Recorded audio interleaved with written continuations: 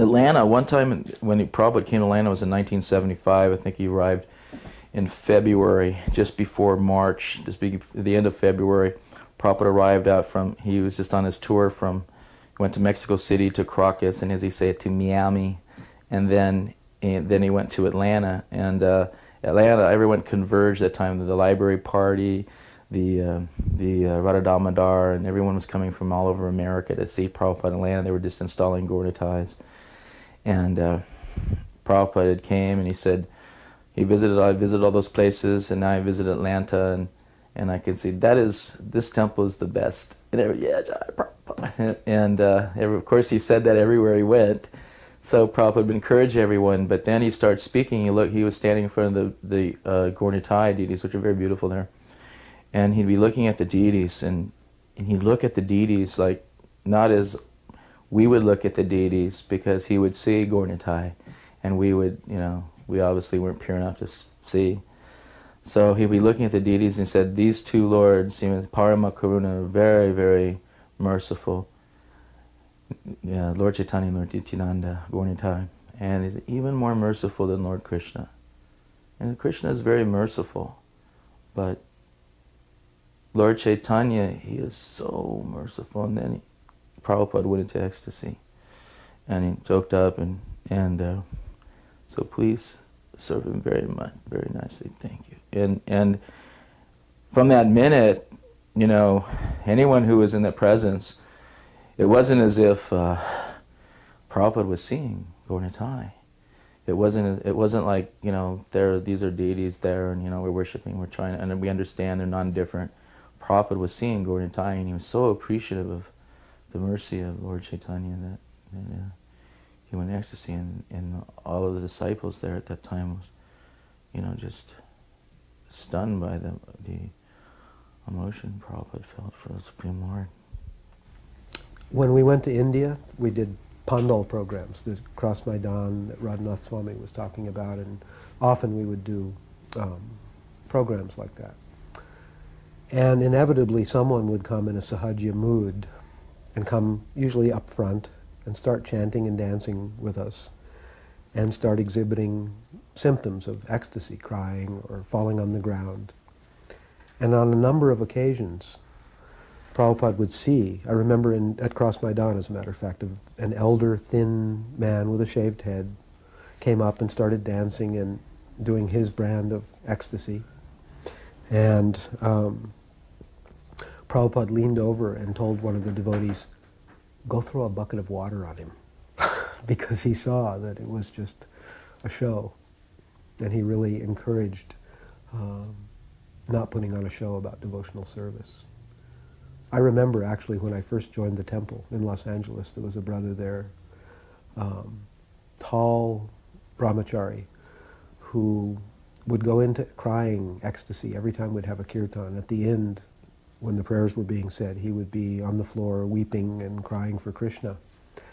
And I remember thinking, well, I guess that's what we're supposed to do. and I would try and get myself a little bit to be more of a bhakta. And then Prabhupada commented on it one day, not directly at him, he was very kind, but he brought up that, please don't try and imitate the symptoms of advanced devotees, just remain humble. And then I got it, and he left, actually. One time I was in Prabhupada's room with Rukmini, and for a darshan, and Prabhupada said something like to us, the cloth may be cheap, but it should be clean. So he was talking about our clothes, our saris. So Prabhupada noticed everything.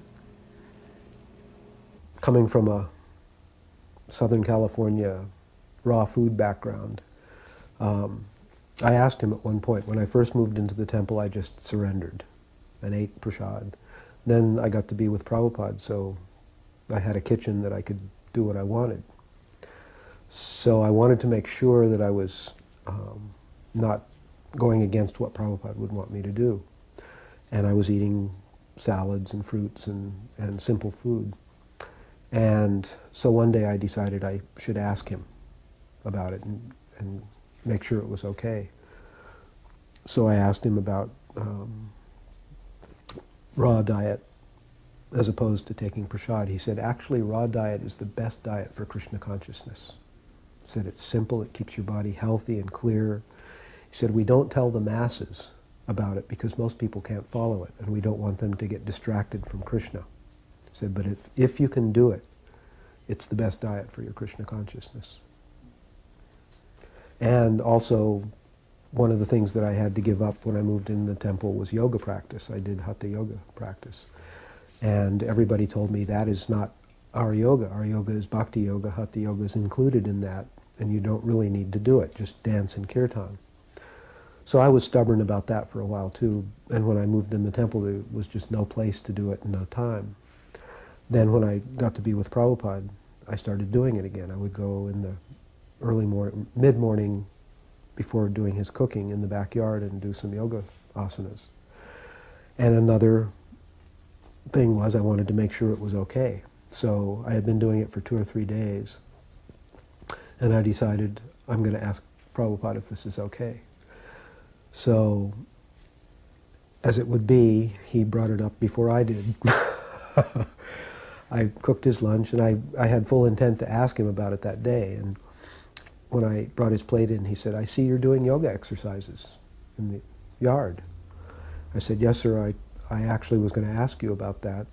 The devotees told me that that's not bona fide, that it's not our process. And he said, actually, he said, these exercises are very good for your health. He said, we don't want anyone to become distracted, so we don't teach it. But for you, he said, it's very good, and I encourage you to do it. Then, a short time afterwards, we were in San Diego and taking a walk in the park, and there was someone doing the headstand off in the distance. And Prabhupada looked over, he said, oh, this is Shirsasana, very good for the health. He said, there are so many of these exercises, Shirsasana, Yogasana, Padmasana, he named. He said, very good for the health. And one elder godbrother, in a bit of a sarcastic tone, not towards Prabhupada, but towards yoga, said, so we should do this every day, Prabhupada? And he didn't answer him. And he just kept walking. And when he finally got back to the car, he turned around and he said, it's not necessary. And I remembered what he had told me, and I realized that he was answering the mood of the question. And that the real idea is that whatever's good for your Krishna consciousness, do it. Whatever's not good, stop it. At the airport one time, Prabhupada was talking to various devotees, and he said, Brahmananda, you are always in Brahman. Actually, he said, Brahmananda, you are in Brahman? And then he said to Arundhati, and this was before Arundhati got married to Pradyumna, who was the Pandit. And he said, Arundhati, the wife of a great sage. Then he said to Nandini, and he said to Balai, who had a little girl named Nandini, he said, she is chanting Hare Krishna? He's asking about the little girl Nandini. She's chanting Hare Krishna?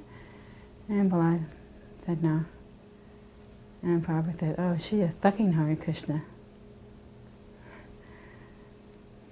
So then, the last time I saw Prabhupada, I was in New York. I'd just gotten about to get initiated, or got initiated, I don't remember, in '76 at Rath Yatra. And Prabhupada wasn't feeling that well then, but he was in the temple room one morning, and he was giving out cookies. So I walked up to get cookies, and I said, wow, I can offer a base and get a cookie, and Prabhupada's going to be glad to see me. Actually rendering some service now, I'm getting initiated. I didn't understand that he's offering the service, the initiation. I thought I was rendering service. And so I walked up to Prabhupada thinking, oh, he's going to recognize me. Boy, all the devotees are here. He's going to recognize me. I walked up to get a cookie, and Prabhupada looked at me as if I was a totally transparent sheet of glass, and saw right through me as if I wasn't there. And only Prabhupada could have that look. And that humbled me, hopefully, for the rest of my life.